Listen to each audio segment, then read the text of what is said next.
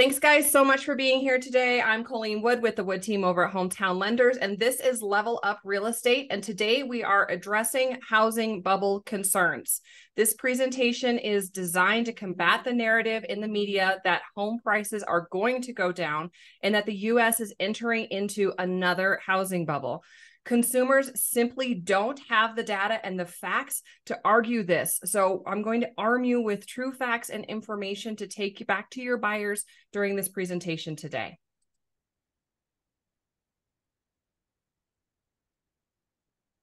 There's been a lot of talk in the media that the U.S. may enter into a recession, and as a result, home values are going to decline dramatically, and we enter into another housing bubble. You're hearing it with your clients. We're hearing people that are talking about waiting, and that is simply not the case. It is not a good time to wait right now because we are not expecting that home values are going to decline.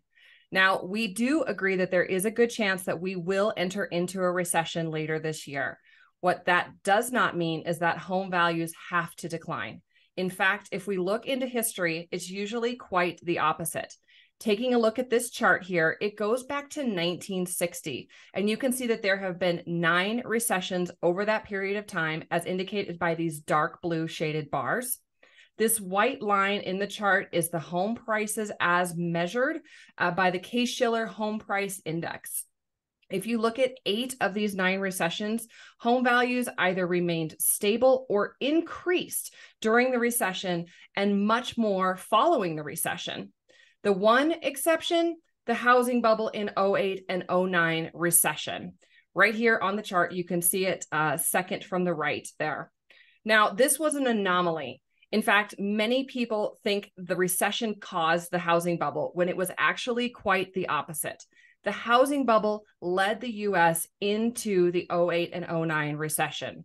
There was a lot of things happening then that we are not seeing today, and that's really important to note. First of all, we had widely available credit, which led to some wild speculation in the markets. You could fog up a mirror and have a 580 FICO, no income, no assets, and get approved for a loan. Things are certainly much, much different today and much more difficult for people to get financing. But probably the biggest reason that led to the housing bubble was an oversupply of homes in the market and not enough demand to take up that supply. Now, when we look at that supply, that's actually measured by construction and completion of homes by builders and then realtors putting them on the market. When we look at that demand, that's actually household formations. So there's supply that's caused by construction and putting homes on the market, and then there's demand that's caused by household formations. A household formation is essentially a kid living at home with their parents. They move out, they buy or rent a home. That's a household formation. Or you have a married couple living together, they get separated, and instead of living in one household, now they're living in 2 as a result of their separation. So what we're looking at right here is that the birth rates. So what happened to the birth rates? This is really important to note. So if you look at this chart, it shows you the birth rates broken down into each of the different generations. So now remembering that the median age of a first-time home buyer in 2006 and actually still currently is 33 years old. So if you want to see the demand coming to market, we have to go back 33 years prior. And when we take a look, it puts you right here on this chart at 1973. So if you go from the last housing bubble that we have and walk it back 33 years from 2006, you're going to actually see a tremendous decline. So if you look at 1973, what happened with birth rates? Well, from 1972 to 1973, they fell off a cliff. It was a huge drop and it stayed low. This continued into 1974 for the next several years. So what caused the change? Well, there's a lot of different ideas to what caused the change. Certainly people were making a lot less money at that time, so maybe they weren't wanting to or didn't think that they were able to have more babies. But another part of it is just a statistical fact of one of the things that happened right then that influenced the change was that's when abortions became legal, and you had Roe v. Wade, and that led to a much less births that were happening because of people's availability to have abortions, which 33 years later led to not enough supply demand coming into the market to sop up the glut of supply.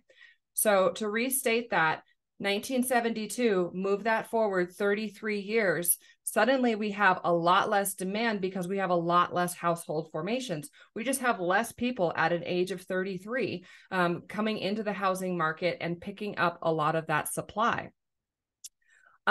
So this fits like a hand in a glove. You can see here the decline in birth rates. Okay, and sure enough, here on the chart, the decline in household formations and the glut of supply leading into the housing bubble. Okay, so you see over here on the far right, we are seeing in the blue bar, you're seeing household formations. And in 2006, it dropped dramatically as a result of simply less babies being born 33 years prior. And you'll see it stayed super low, the household formations in 2006, 7, 8, 9, 10, 11, 12, 13. All of those years were very, very low household formations. But look how many house completions that we had. We had the highest level of home completions in 2005, 2006, and 2007 that we've ever seen. And of course, leading up to it, 2004 was super high too. So we were making tons and tons of homes, and we did not have the household formations to pick it up. But what about today? So looking at the birth rates of 33-year-olds in 2023, today, they were born 33 years prior in like 1990. And it's very funny how if you actually start looking at first-time homebuyers, you'll see that a lot of our first-time homebuyers are right in that range. Well, unlike 1973, when you saw a big drop off in the birth rates, we saw a huge amount of births in 1990. So that's that far right gold bars, the millennials, 1990. Look how many births we had that were born in 1990 that are now 33 years old in 2023. In fact, some of them, some of the highest level that we've ever seen for births, which is translating to more people coming of age to buy or rent a home today. Another contributing factor to the housing bubble was really high vacancy rates. And I don't know if you remember back then, but I remember there being a lot of houses available for rent. There was a lot of just empty houses and a lot of for sale signs.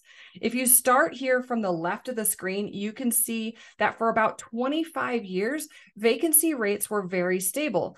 But then when the housing market started to really heat up in the early 2000s, and that led to a lot of speculation. This wasn't single families out there looking to move into homes, but rather this was people being speculative, buying homes to flip them and make a quick buck.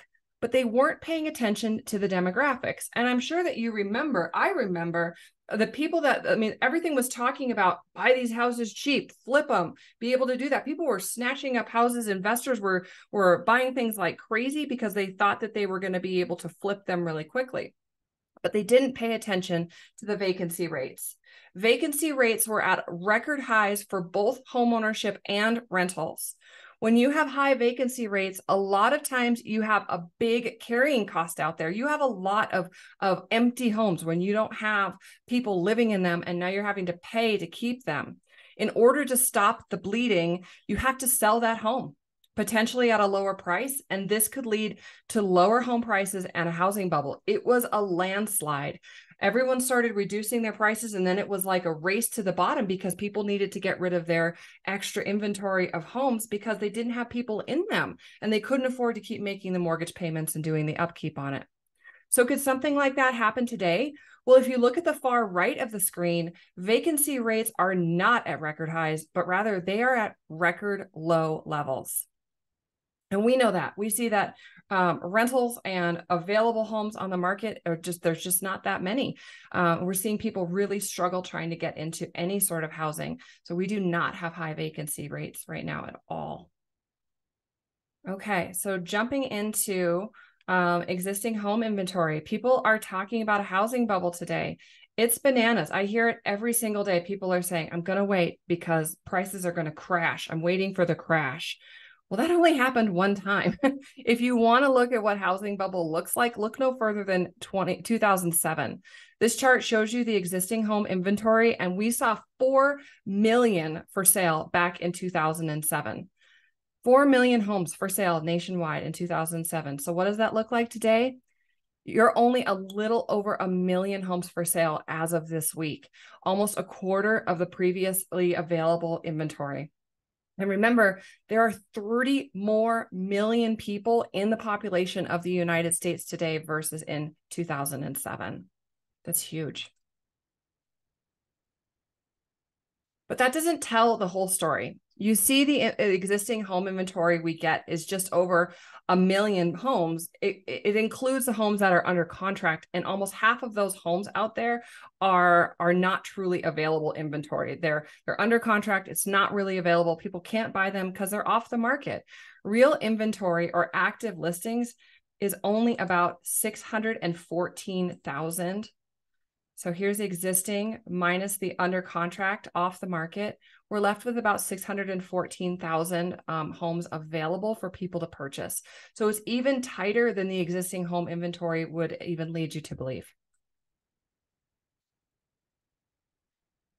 And take a look at the number of active listings. That's about half of what we were accustomed to between 2017 and 2019.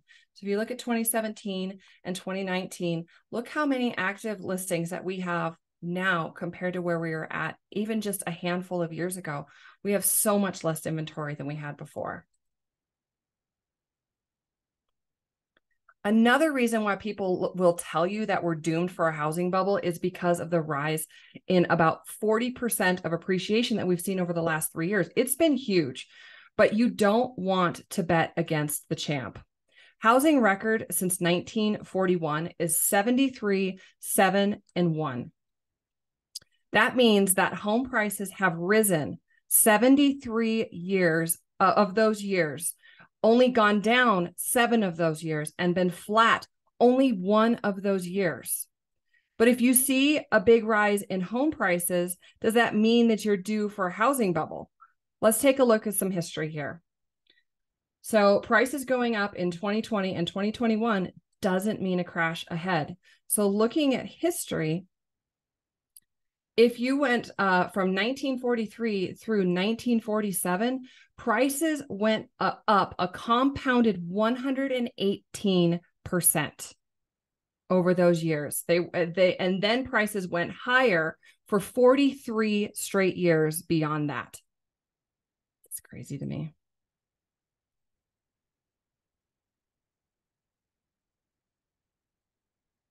Then from 1974 to 1979, home prices went up 93% compounded. Then you had to wait 10 more years before seeing home prices only decline 1% in 1990. We then went another 14 consecutive positive years in home prices. Now, everyone wants to focus on 2007 to 2011, when we, of course, had the housing bubble. But as we've talked about, the dynamics could not be more opposite than what we have today. We had a glut of supply in the market, 4 million homes versus 1 million homes today.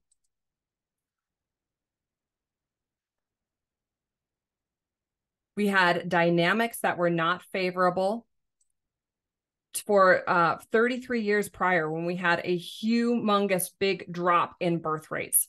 Today, the birth rates we are seeing from 33 years ago are at some of the highest levels we've ever seen. And of course, lending standards, then all you had to do is fog up a mirror and you could get approved. Today, lending standards are much tighter and mortgages are much healthier.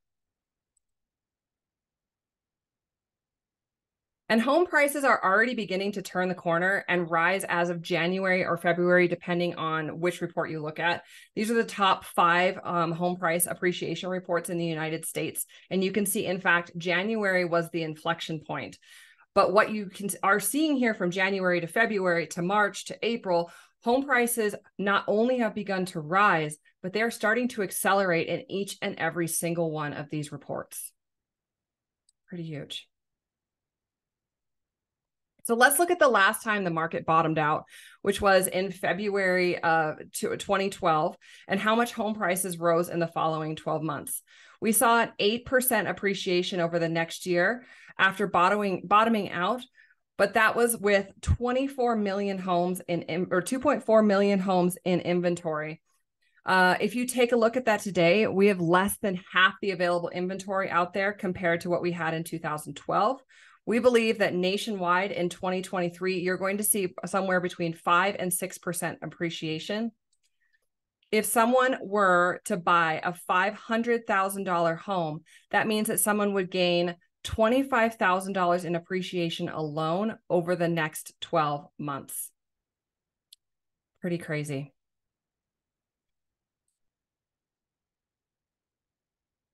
So I hope this presentation helped arm you with some data and some facts that you need to educate your buyers to explain that we are not, in fact, in a housing bubble. We are not heading towards a housing bubble, and the housing market should remain very strong for the foreseeable future. We are here to protect your commission check and for your success. So please reach out if you have any questions that you have about the buying market, or if your buyer has any questions, or if they're just teetering a little bit and you need an expert to come in and jump into the conversation and help ease some of those concerns. That's what I'm here for. So thank you so much for joining me today. It was wonderful to have you.